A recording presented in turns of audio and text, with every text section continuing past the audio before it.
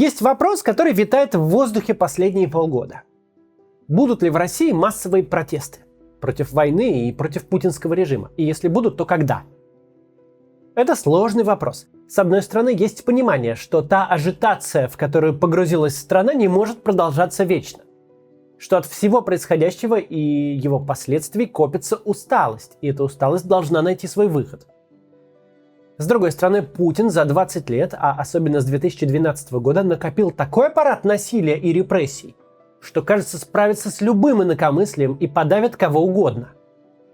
Попробуем на эту тему сегодня порассуждать. Не строить прогнозы, а именно порассуждать о возможном будущем.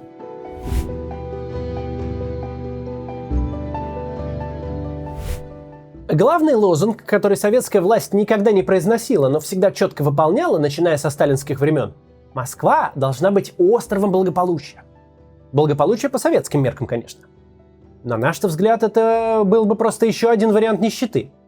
Но в Москве, столице СССР, должны быть другие нормы снабжения. Не просто лучше, а в разы лучше.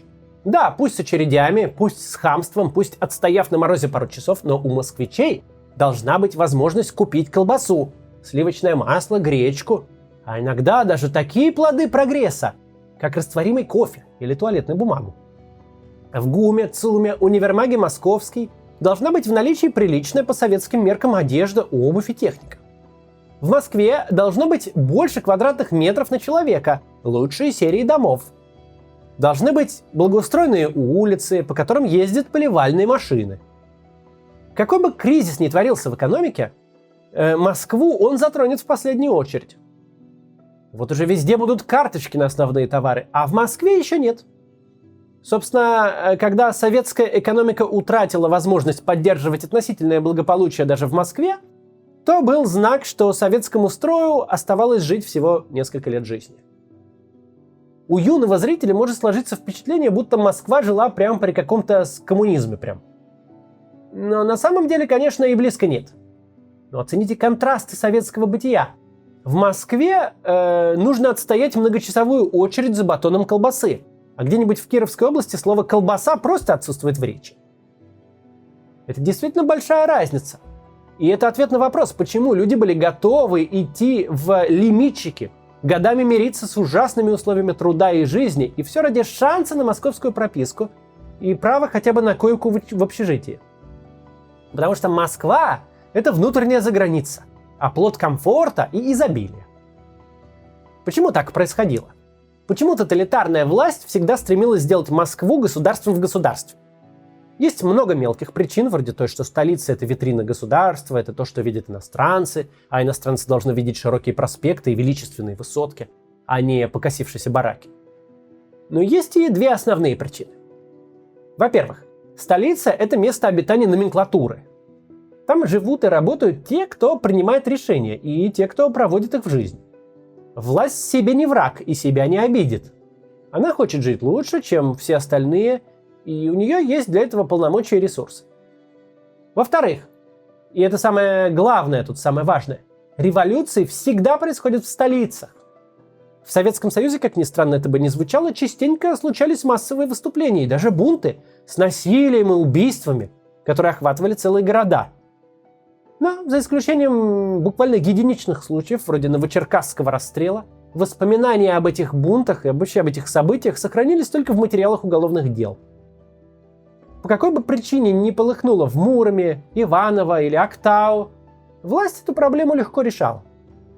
Где-то справлялась милиция, где-то вводили армию, но в любом случае за пределы местности информация, если и выходила, то только в форме слухов. Даже чрезвычайно кровавые инциденты, массовые перестрелки, штурмы отделений милиции, поджоги судов, если они случались за пределами столицы, то не оказывали никакого политического эффекта на страну в целом. Немало было выступлений в советской истории, которые по описанию реально похожи на гражданскую войну. В них были вовлечены тысячи людей, после них оставались десятки погибших. Но даже сегодня об этих событиях знают только историки. Но вот 25 августа 1968 года на Красную площадь вышло 7 человек под лозунгом «За нашу и вашу свободу». Это было выступление против ввода советских войск в Чехословакию.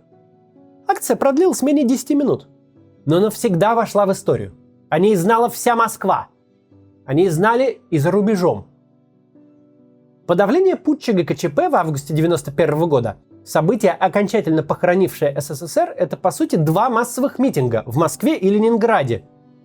За пределами столиц страна продолжала жить обычной жизнью, поглядывая, чем же там все закончится и кто же возьмет вверх. То, о чем я сейчас рассказал, это не отвлеченная историческая справка. Это то, что надо обязательно понимать, если мы говорим о возможных протестах и о реакции власти на эти протесты. Любое протестное выступление в Туве, Дагестане, Бурятии, в маленьких и нищих городах Центральной России останется локальной проблемой. Любое такое выступление можно закатать в асфальт, совершенно не задумываясь. Любое протестное выступление в Москве, в меньшей, но важной степени в Питере и еще десятки крупнейших городов – это реальная угроза. Давайте вспомним более близкие нам по времени события. Зимние митинги 2021 года, когда Алексей Навальный вернулся в Россию и оказался за решеткой. На улице тогда вышли десятки тысяч человек в самых разных частях страны. Где-то их жестко винтили росгвардейцы, где-то им даже дали спокойно пройти по улицам. Но в Москве устроили настоящее светопредставление с толпами ОМОНа, перекрытыми улицами и запертыми центральными станциями метро. Все это напоминало московскую панику осени 1941 года, когда столица готовилась к возможному входу в город гитлеровцев. Только вот никакого врага под стенами Москвы не наблюдалось. Все эти совершенно неадекватные меры безопасности были направлены не против вражеской армии, несущей смерть, а против собственных граждан, которые в полном соответствии с Конституцией пожелали просто выйти на мирную акцию, постоять с плакатами или, может быть, произнести какие-то лозунги или речи. Для власти в ее нынешнем положении настолько недопустима картина массового протеста в столице, что она готова сбросить свою кривую, косую маску человечности и ощетиниться просто дубинками ОМОНовцев до какого-то невероятного уровня. Пусть это выглядит нелепо, как танк в детском саду, зато можно сказать, что на митинг никто не пришел. Вот и сегодня главная задача всех ответственных за внутреннюю политику – сдержать российские мегаполисы от протеста, содержать их в стерильном боксе. Чтобы сохранилась картина, когда в Москве, Санкт-Петербурге, Екатеринбурге, Новосибирске и во всех экономических и культурных центрах России люди пьют винишко на летних верандах, пока наши парни гибнут под украинским огнем. Это до скрежета зубов бесит многих милитаристов, многих критиков власти справа, но картинка обязательно должна сохраниться. Видимо, именно это желание Кремля сохранить иллюзию нормальности – одна из причин, почему спустя полгода войны, когда забанено уже все, начиная от «Эхо Москвы» и «Новой газеты» и заканчивая оригинальными изданиями на 2000 читателей, YouTube продолжает работать, как ни в чем не бывало. YouTube, чье влияние способно сравниться только с федеральным телевидением, который в десятки раз превосходит по аудитории все независимые СМИ России и который при этом совершенно не подконтролен. На всякий случай напомню, что устойчивые слухи о блокировке Ютуба начались еще за год до войны, но он по сей день с нами. Тут дело в том, что YouTube – это часть образа жизни в большом городе, главный источник развлечений и информации. Забанить YouTube – это как поставить противотанковые ежи на Тверской улице или на Невском проспекте, как закрыть рестораны, как ввести военные патрули, проверяющие документы у молодых мужчин. Это как погрузить людей в состояние военного времени. В Москву, в Питер, в города-миллионники не просто не должны ехать гробы, боже упаси.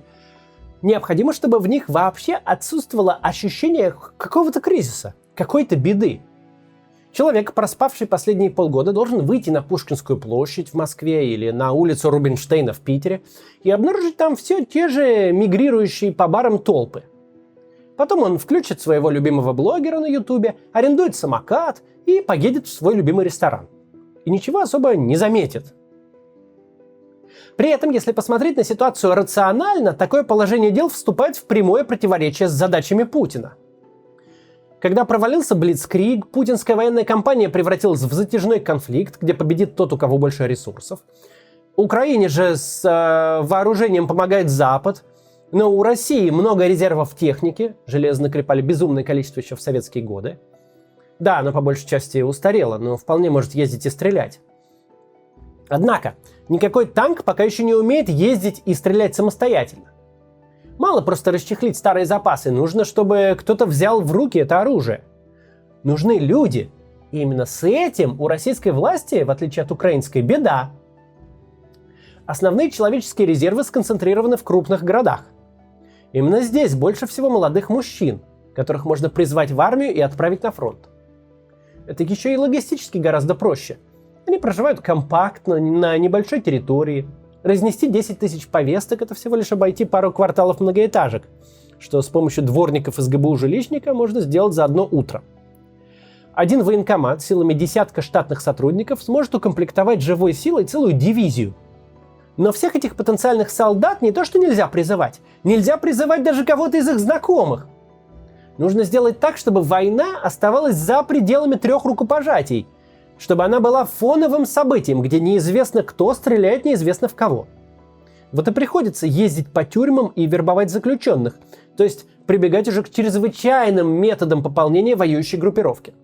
Даже риск раздать оружие в руки зэков, в руки самых настоящих убийц и бандитов, даже он считается менее существенным, чем риск потревожить горожан и лишить их привычного образа жизни. По этой же причине в Москве практически отсутствует наглядная агитация за войну. Плакаты, растяжки, транспаранты с буквой Z на зданиях и автомобилях встречаются крайне редко.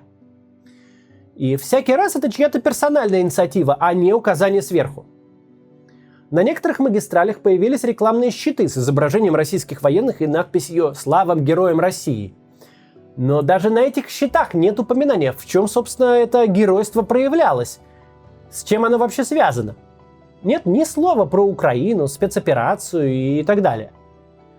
Просто такая вот абстракция, и это при том, что столица с ее вертикалью власти с легкостью могла бы превратиться в живой агитационный стенд.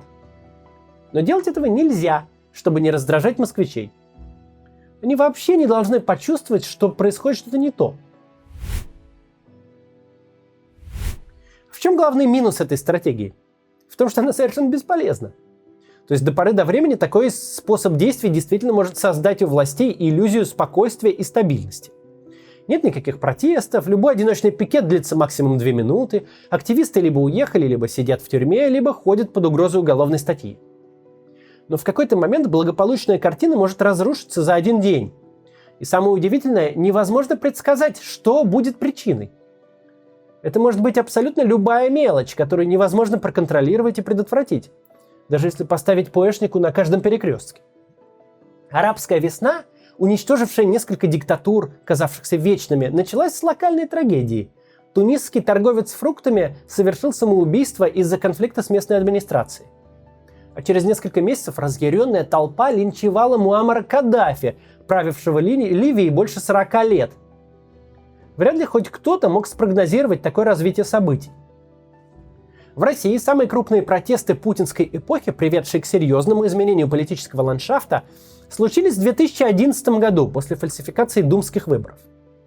Выборы в нашей стране фальсифицируют давно. Ничего экстраординарного в тот раз не происходило. Однако почему-то это довольно рядовое в жизни россиян событие вызвало массовое недовольство граждан. А, например, голосование за поправки в Конституцию, проходившее намного более бесчестно и нарисованное еще более беспардонно, чем выборы 2011 года, никакого недовольства не вызвало. Невозможно заранее угадать, что станет искрой, от которой возгорится пламя. И подготовиться к этому заранее тоже невозможно. Когда и если созреют условия, появится общественный запрос, люди выйдут на улицы, и никакие хитрые стратегии администрации президента не смогут этому помешать. Самая неудобная проблема в анализе автократий в том, что они не могут быть немножко автократиями. И диктатор не может быть диктатором наполовинку. Либо такие режимы контролируют все, либо диктатор замыкает на себя все процессы, либо режимы разваливаются, а диктатор теряет власть. Если становится уже совершенно очевидно, что по режиму пошли трещины, что случился раскол, возникли какие-то иные центры силы, утрачен контроль, это значит, что счет жизни такой власти пошел на часы, в лучшем случае на дни. Это в развитых демократиях, что не день, то политический кризис, и так хоть сотни лет. Но тот режим, какой сложился в России, за неделю до своей кончины будет выглядеть так, будто простоит вечность. В некотором роде такие режимы – это режимы Шрёдингера. Вот в закрытой коробке сидят два кота – элита и общество. Мы ничего о них не знаем.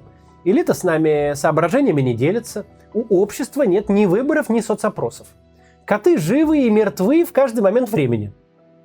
И когда придет момент открыть коробку, мы можем с изумлением обнаружить, что коты сдохли уже какое-то время назад. Что военщина и несменяемый вождь всех достали до печенок. Что нет у лидера нации никакой поддержки ни вверху, ни внизу. В этом и опасность. Ведь если это случится, если режим рухнет в результате раскола элит и массовых выступлений, то произойдет это стремительно. К власти придут люди не обязательно совершенно особо достойные, а скорее те, кто быстрее сориентируется, кто будет иметь амбиции и сторонников, объединенных в структуру. Именно к этому моменту нам надо быть готовым. Надо сохранить себя и свои связи. Потому что если пару лет назад как альтернатива власти выступали только приятные нам люди, вроде структур Навального, то теперь на арене много ребят с автоматами, боевым опытом и большой обидой на государство, отправившее их воевать непонятно за что. Все, что я сегодня рассказал, это ни в коем случае не прогноз. Это просто вариант развития событий. Все понимают, что текущий статус-кво не может быть долгим. Он слишком дорого стоит во всех отношениях и всем сторонам. Как и когда он будет меняться – большой вопрос.